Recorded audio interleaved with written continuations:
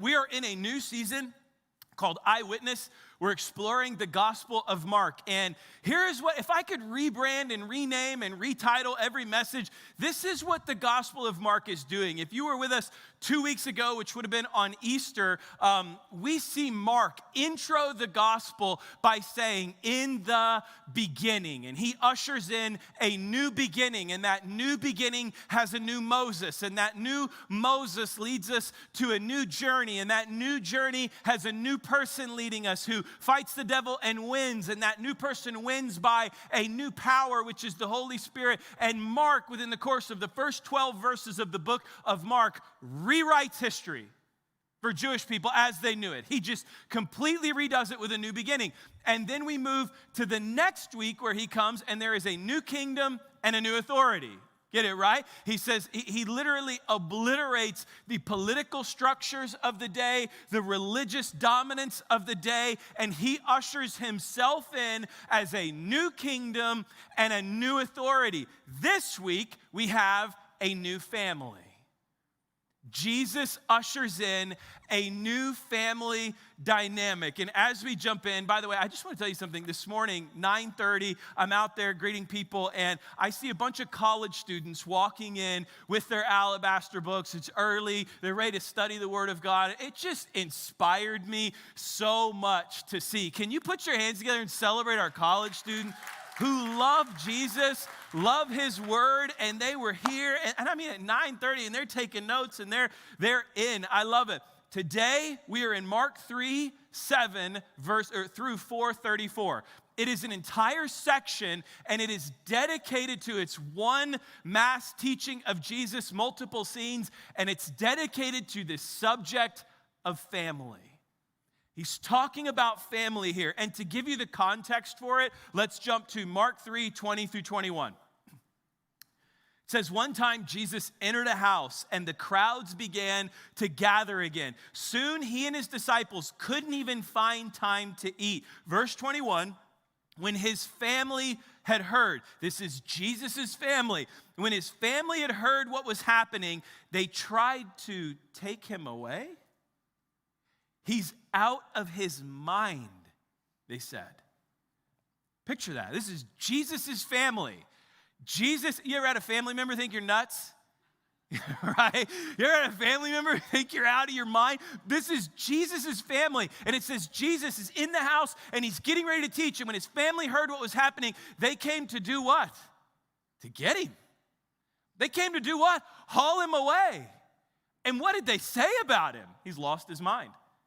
Jesus has absolutely lost his mind. The consensus of the day at this time was that Jesus was demon-possessed. It was believed by the scribes and Pharisees, and his own family has joined suit, and he's out of his mind. He's demon-possessed. We have to stop it. So Jesus casts out a demon, and after he casts out a demon, he poses this question. Can a demon cast out a demon, yet you say I'm demon-possessed? He says, can a demon cast out a demon, yet you say that I'm demon-possessed? And then he rolls into Mark 3:24 through 25. A kingdom divided by civil war will collapse. Verse 25, catch this. Similarly, a family splintered by feuding will fall apart. Who is in the audience? Who is listening? Who's there to take him away? And he is saying, if you are broken apart and you don't understand me and you don't understand my message and you don't understand what I'm here for, we've got a massive problem because this is a family matter. Let's get to our main passage. Mark 3:31 through 35. The teaching beforehand and the teaching afterwards hinges on this passage. Here it is. Then Jesus' mother and brothers came to see him. Remember, what's their goal? They stood outside and sent word to him to come out and talk with them. Hey, come out here. We've got the shackles ready in the loony bin, and we're going to take you away. Like they're ready to take him away. They wanted to talk with him. Verse 32, there was a crowd sitting around Jesus, and someone said, your mother and your brothers are outside asking for you. Verse 33, Jesus replied, who is my mother and who are my brothers? Then he looked at those around him and said, look, these are my mother and brothers. Anyone who does God's will is my mother and sister and brother. I want you to imagine with me for a second that I am up here and I'm preaching, and this sermon's going particularly well. I can't say that about all of them, but this one, man, we are together. You're with me and I'm with you, and we're vibing and we're headed somewhere, and God's speaking to us and something great is happening. And then all of a sudden, Rigo, who leads our welcome team, comes in through those doors, and he walks right up here and he says, hey, Luke, real quick. Hey, come here. I just need to interrupt you for 1 second. Hey, your aunt and your uncle and your cousins are here, and they're waiting out there, and they want to talk to you. Now, my aunt and uncle and cousins live in Kansas City. Go Chiefs, right?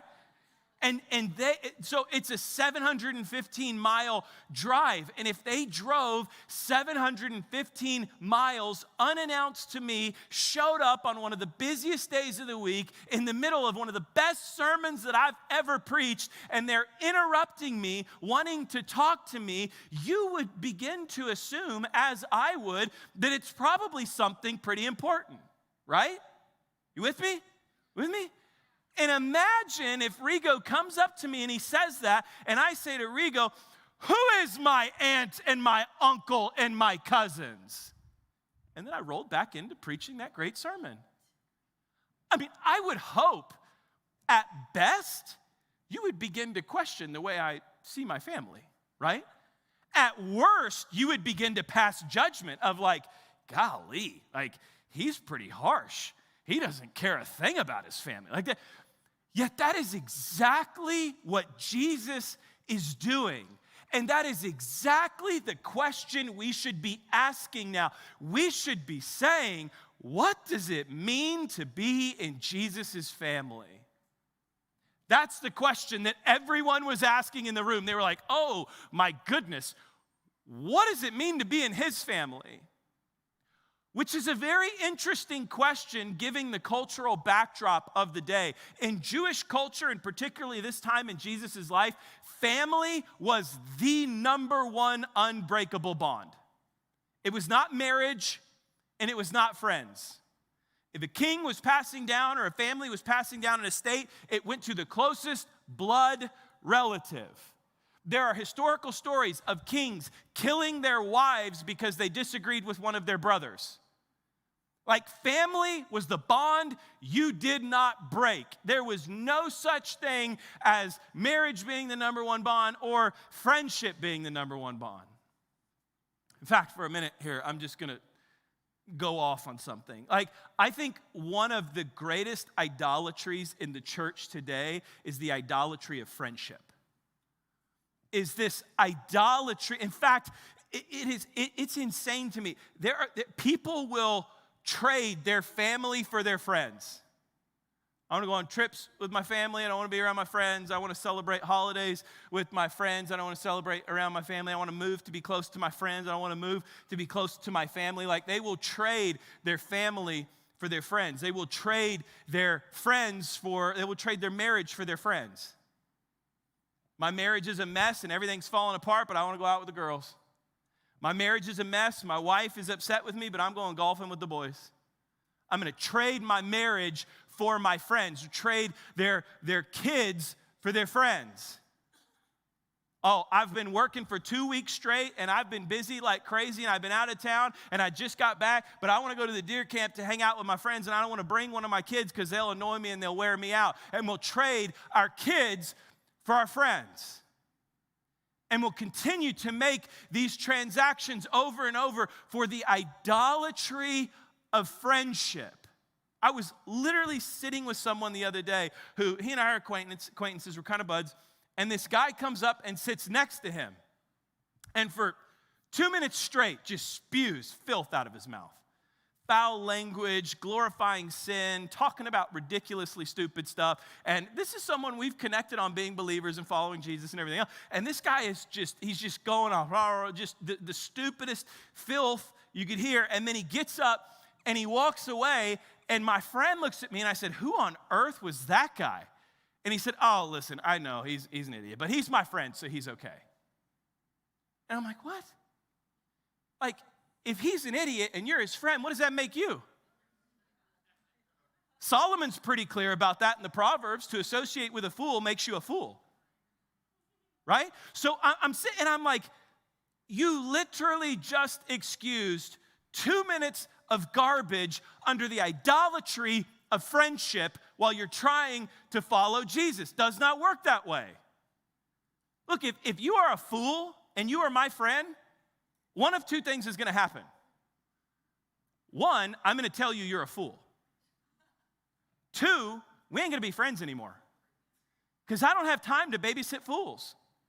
What does Paul say about that? Bad company corrupts good character, right? So we spend our entire life babysitting fools and idolizing these relationships. And look, I don't care if our kids are friends and our kids and you're friends with my wife and we go to the same schools and we work out at the same gym, whatever. If you're a fool, I'm not your friend. Why? Because that idolatry of that relationship will drag me away from the loyalty of my heart, which is supposed to be towards Jesus.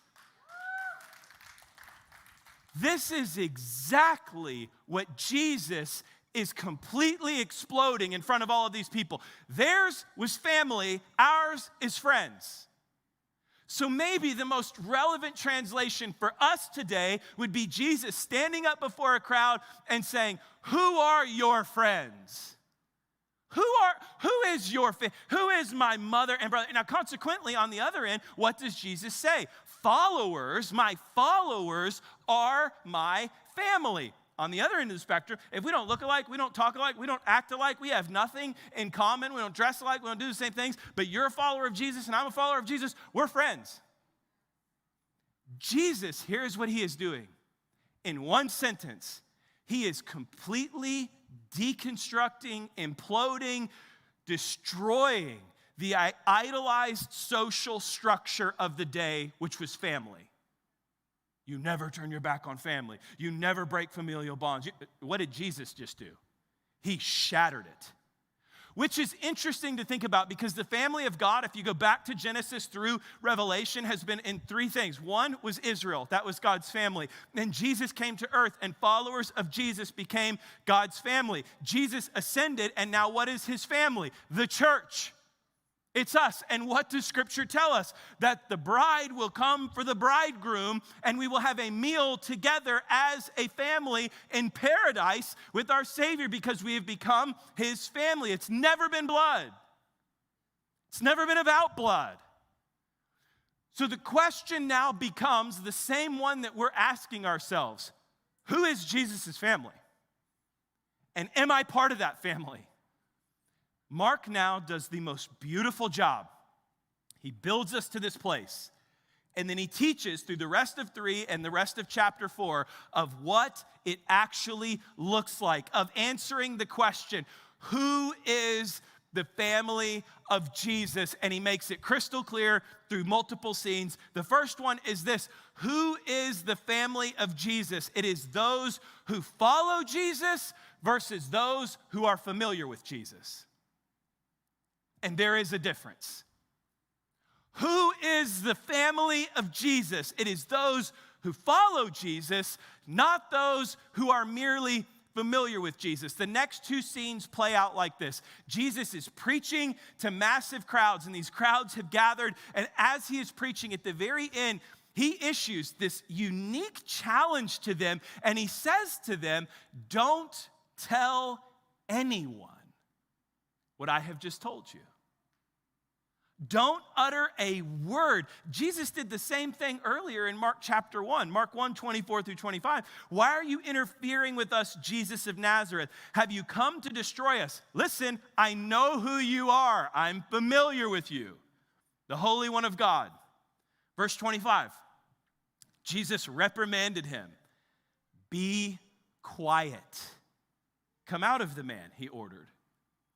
In our current narrative, Jesus is now teaching to a mass amount of people, and as he wraps up teaching to this mass amount of people, Mark 3, verse 12, but Jesus sternly commanded the spirits not to reveal who he was.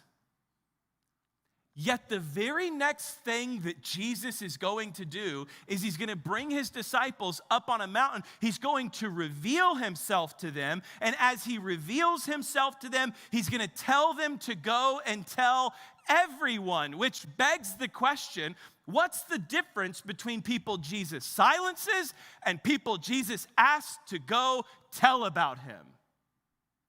Let's go to the calling of disciples. Mark 3:13 through 15. This is, as you saw, 3:12, tell nobody who I am. 3:13, he says, afterward, Jesus went up on a mountain and called out the ones he wanted to go with him, and they came to him.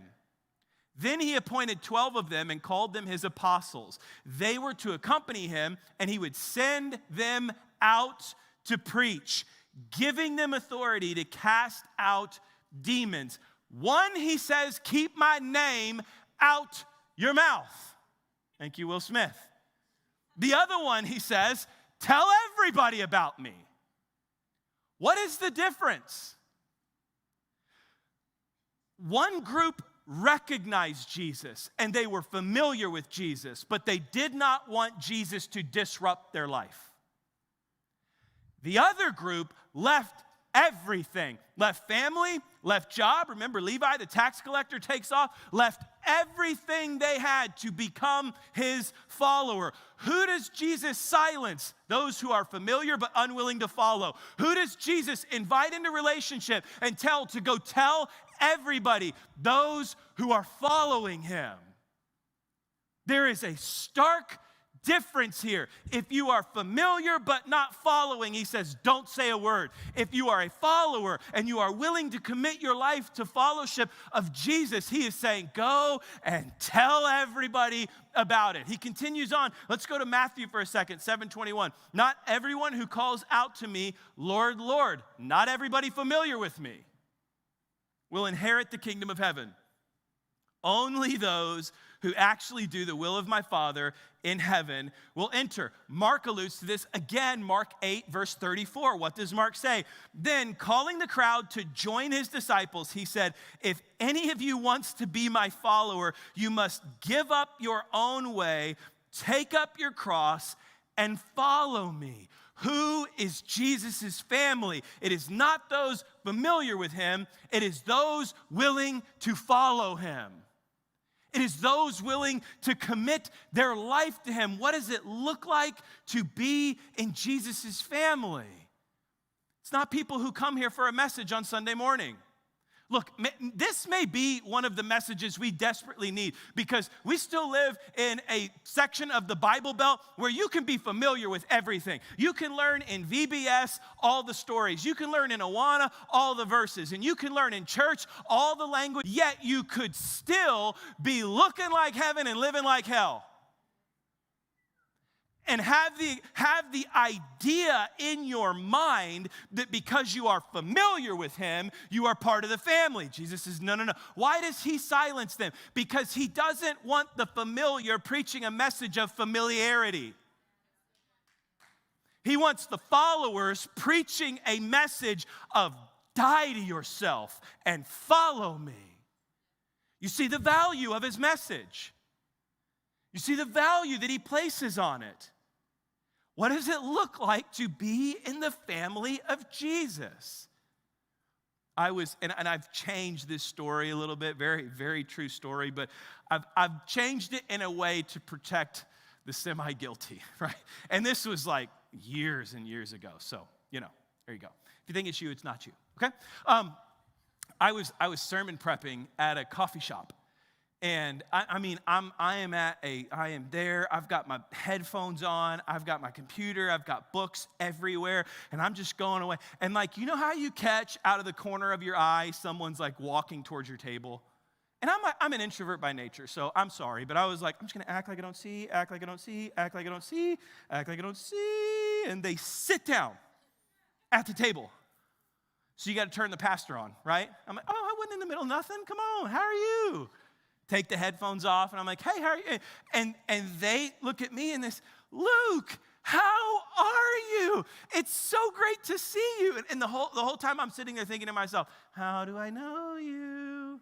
And they just keep going, right? Oh, I see Zion still riding horses. That is so cool, man. She was so great the other day. And Kanan started jiu-jitsu. Wow, what a fun journey. I saw you won a gold medal down at Naga in Houston. That's incredible. Way to go, Kanan. And you got another baby on the way, right? And like at this point, it's awkward. At this point, I'm just sitting there and I'm like, okay. And like, they're not going anywhere. This is like, so I said, hey, remind me how I know you. I'm trying, what do you do?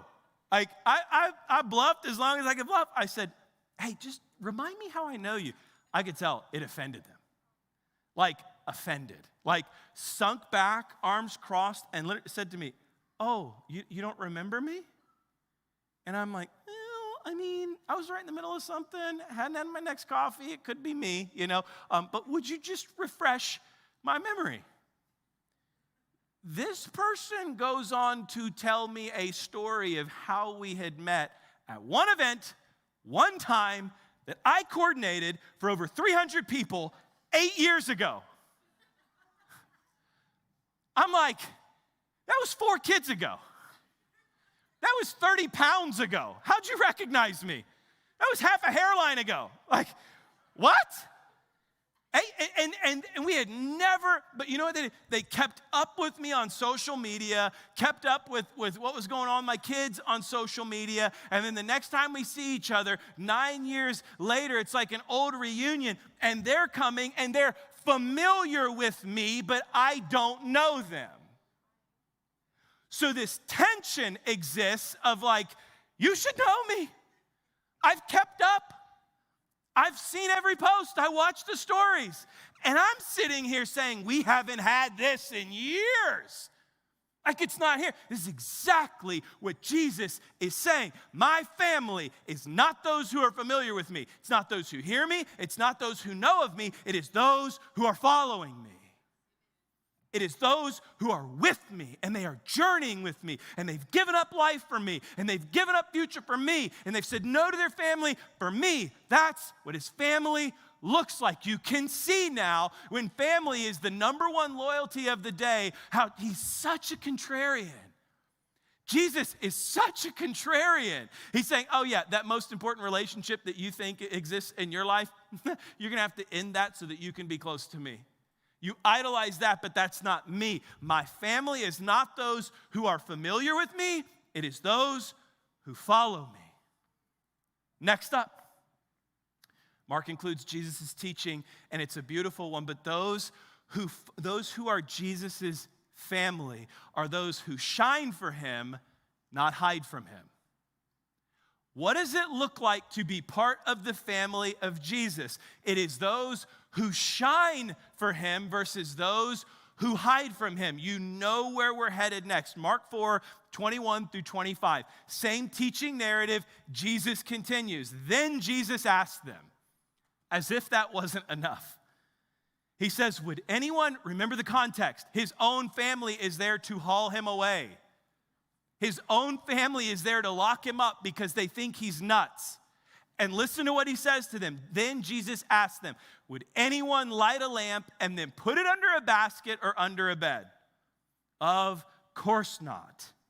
A lamp is placed on a stand where its light will shine. Verse 22, for everything that is hidden will eventually be brought into the open, and every secret will be brought to light. Verse 23, listen to how his narrative changes. And look, when you find these repetitive moments in Scripture, your ears should peak up. Anyone with ears to hear should listen and understand. Now watch this, verse 24. Then he added, pay close attention to what you hear. The closer you listen, the more understanding you will be given, and you will receive even more. To those who, you're with me. To those who listen to my teaching, more will be given. But for those who are not, even what little they have will be taken away from them. Isn't this interesting? 4 times minimum in 3 verses, Jesus makes clear, I am giving you a point to contemplate, and you better understand it. It gives us something to lean into. What do we have going on here? Number 1, contextually, it was the scribes and Jesus' own family trying to silence him. He has already come before them, and he has declared himself as, I am the light of the world. Jesus is coming to them, and here is what he is saying. If you have me and you hide me, are you really with me? What does it look like to be in the family of Jesus? He's saying to his own family, you have me and you hide me. You have me and you want to put a bucket over me and you want to scoot me under the bed. If you have me and you hide me, are you really with me? If you're here and you have it and your light is radiant, and then when you go out there, it disappears and nobody can tell. If you have him and you hide him, are you really with him? My wife and I have a friend who started dating a guy. And man, he was pulling out all the stops to woo her. I mean, just expensive dinners and compliments galore and just all of the things, right?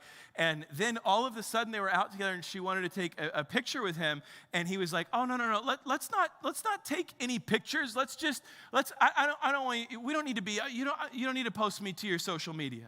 You don't need to, and you know what? I won't post you to my social media, and let's not do the whole friend introduction. I don't want to introduce you to my friends, and I don't want to meet your friends. And, let's just, here was his excuse, right? He said, I just want us to be able to build a relationship and intimacy without the distraction of everything else. Come on, ladies. What? Right? Red flag.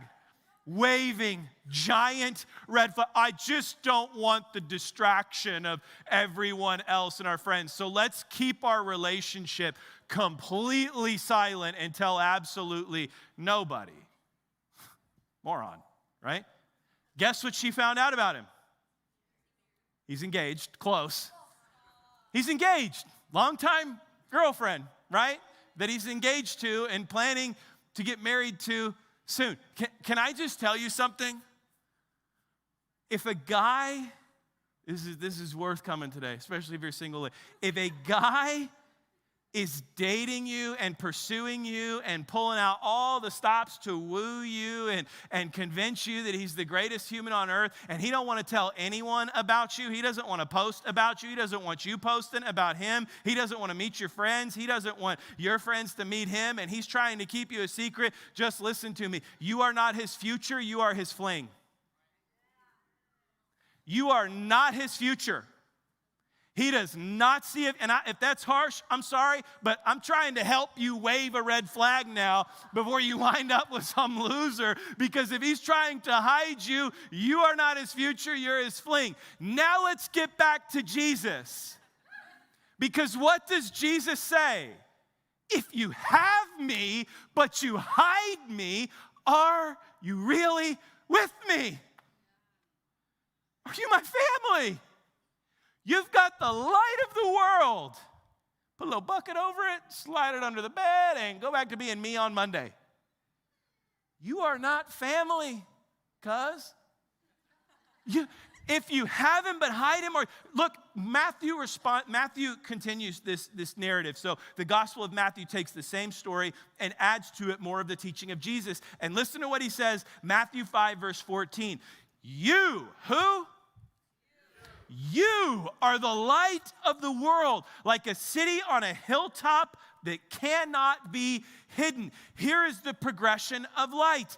Jesus, I am the light of the world. The light has come to save us. So we have the light, we receive the light, but then what do we become? We become the light. But can you become what God has called you to become if you're hiding it under a bucket tucked under the bed? You cannot become family if you're hiding the one who knits it all together. What does it look like to be in the family of Jesus? You are a radiant light. You are becoming light. You are the light of the world. You're the light of your home. You're the light of your workplace. You're the light of your family. You're light with your children. You're light in these hallways. You're light in these classrooms. You don't hide it. What does it look like to be his family? We're light. And I love how he lands. Last part of Mark's teaching. What does it look like to be part of the family of Jesus? It is those who harvest versus those who just hear. It is those, what does it look like to be part of the family of Jesus? It looks like this. You have a seed that you are harvesting, and that harvesting is growing, and you become a harvester, and you reap a harvest. Not you have a seed, you hear it, and you don't do anything with it. God plants a seed in your heart this morning. Idolatry of family, idolatry of friends, getting back to being a follower of Jesus and not merely familiar with Jesus. And that seed gets planted. And then you walk out of here and don't do anything with it. That is a hearer, not a harvester. A harvester takes that seed and they plant that seed in their soul and they mature that seed and they raise that seed up to reap a harvest. The next scene of Mark's teaching revolves completely around this. It is 3 stories. One that you're probably really familiar with. Jesus says, the kingdom of heaven is like a farmer who scatters seed. And then he goes on to list 4 different types of soil. He says there is seed that fell on the path and birds ate it. There is seed that fell on shallow soil, and it spread quickly, but it died without roots. There is seed that fell among the weeds, and the weeds choked it out. And then he says there is seed that fell on fertile soil, and it reaped this harvest 30, 60, 90-fold. That's really important because geographical and agricultural historians will tell you the most multiplication you could see from a seed during that day was probably 7.5. So what Jesus is saying is the harvest you reap when you plant me is so much greater than anything the world is going to produce for you. It's so much more. Here's the problem I have with this story. I think it's always preached completely out of context, and we make it all about scattering seed and only 25% is going to come back. It's not a mathematical equation. It's a metaphor. And the metaphor is this: what kind of soil are you? That's the message. The message is if you are a rocky path, hard-hearted, it's not going to take. The message is if you are shallow soil and you refuse to dig roots, it's going to sprout up and then it's going to drift away. The message is if you are a soil filled with weeds, with the wrong people, the wrong friends, and the seed falls, it's going to choke out what God is trying to do. But if you are fertile soil, there's a harvest in you. There's a harvest that comes out of you, and that harvest is greater than anything that you could do. Next 2 stories are Mark 4, 26 through 29. It's a story about growing seed. And it says a farmer who planted seed, the next thing he knew, he woke up and it was a bigger harvest than he could imagine, and he grabbed his sickle and he started to harvest it. In other words, you have to be the fertile soil. And what else does family of Jesus looks like? It looks like someone who has a harvest all of a sudden. And then the next story is Mark 4, 30 through 32. It is the story of the mustard seed. And he says the kingdom of heaven is like a mustard seed. It's the smallest of all seeds, and it's planted, but then it births into the largest of all garden plants. In other words, the overwhelming message within context and the teaching of Mark is this: if you are part of the family, you are harvesting. If you are part of the family, you're not just hearing it and it's going in one ear and out the other. Gosh, the amount of times I heard that as a kid. I tell you what you're supposed to do, and you go and do the opposite. And it's like it goes in one ear and out the other. Same is true here. Jesus is saying if you're part of the family, you don't just hear it and then walk away. It becomes a harvest within you.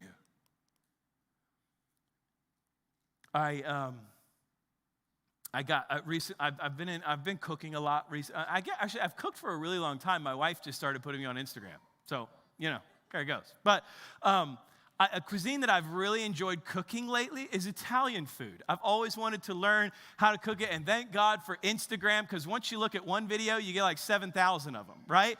So now my whole Instagram is like Italian chefs cooking pasta, and it's incredible. So I've been making pastas and different sauces, experimenting with tomatoes and cheeses, and I had this in my mind. I was like, you know what would be really cool? And it was probably Instagram that maybe, I was like, if I had my own herb garden and I had my own tomato garden, and I went into my backyard and I picked the tomatoes and herbs and I made my own pasta from my own backyard. Like backyard to table. That would be so I got enamored with this dream. I get on Amazon. Next thing you know, I've got planter bags that arrive in 2 days. I get on Sam's Club's app and I get potting soil, gardening soil that arrives, and it's for pickup. So I do a little curbside pull in there. I got the gardening soil, got it right there. I go to the nursery and I'm like, hey, do you guys have Roma tomato plants? And they're like, no, we actually are sold out, but you can order them online and they arrive in 2 days. Done. I order them. 2 days later, they arrive. It's the week of Easter. I just get busy. And I'm doing that, and then we have, kids have this activity, and all of a sudden, I would walk by, and I would see it, and I would be like, I need to plant those, but I've got stuff going on. And then I need to plant those, but it's Easter week. And then we lead into Easter weekend. I'm like, I'm going to do it on Saturday. Oh, yeah, it's Easter weekend. Can't do it. I'll do it another time. Well, finally, last week, I walk into my garage, and I see the box. Cut open the box. Open it up, and guess what I have? Dead tomato plants. Look like weeds, just crunchy, and you snap them in half, right? What did I have? I had everything I needed to harvest, but I didn't harvest. What does it look like to be in the family of Jesus? Look, this does not have to be complicated. You have everything that you need to harvest. You have everything you need to plant the seed, mature the seed, multiply the seed, and the results will blow your mind. It will be a harvest like you never imagined. It will grow up faster than you imagined that it would. It will multiply to the largest thing you ever imagined it would. But you have to harvest. You've got to harvest.